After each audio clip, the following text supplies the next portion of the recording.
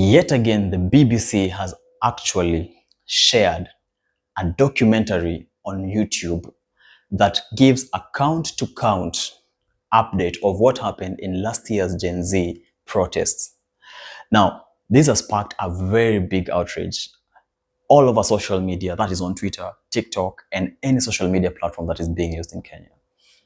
This gives a detailed account of how many people were actually killed during the Gen Z protest, how many official government law enforcement bodies were involved. This actually implicates the Kenya Defense Forces, the body solely responsible for protecting Kenyans from external attacks, has actually been linked to the Gen Z protest and going as far as exposing every single officer who was within the parliament premises, any single officer who made a kill shot, and even showing the faces of some of those officers who were busy shouting, "Kill them, shoot them," in the Gen Z protests. This has made people to ask a very crucial question, and that is, does it mean that the BBC can actually do a better job than some of the biggest investigating bodies in the country?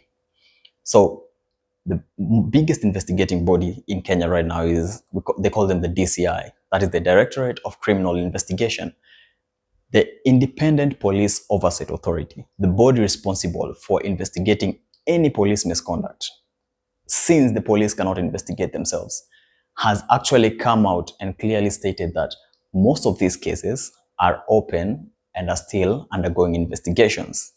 Now, the question is, who is responsible? Why did they do this? Who ordered the military to go to the streets?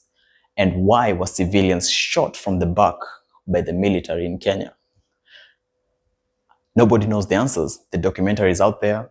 People are trying to decipher each and every piece of information that has been shared by the BBC. Now, we just need to wait and see what actually happened. And as we're speaking about this, people are now starting to ask questions like, what actually happened during the Gen Z protests and the so-called quote-unquote mass murder that happened in Githurai 44, Githurai 45, and even Kitengela. This has actually opened up a Pandora's box that I don't think anyone was ready for. The government thought that all this had already gone away, but it seems like everything has slowly come back to the situation that they were trying to avoid. Now, with all this happening, people don't know what to say. People don't know what to do. Everyone is just full of anger right now in the country. And as if this is not enough, this afternoon in Narok County, the police just killed 5 people due to a land dispute of a 10,000-acre piece of land. Now, this piece of land is said to have conflicts between the president himself and residents or the citizens of Narok County. Now, everyone is asking, why would the president want to fight over a piece of land that people have owned for over 30 years? That's a mystery that everyone wants to uncover. But it's really deep and really saddening to see that investigative bodies and the police being involved in killing of its own citizens.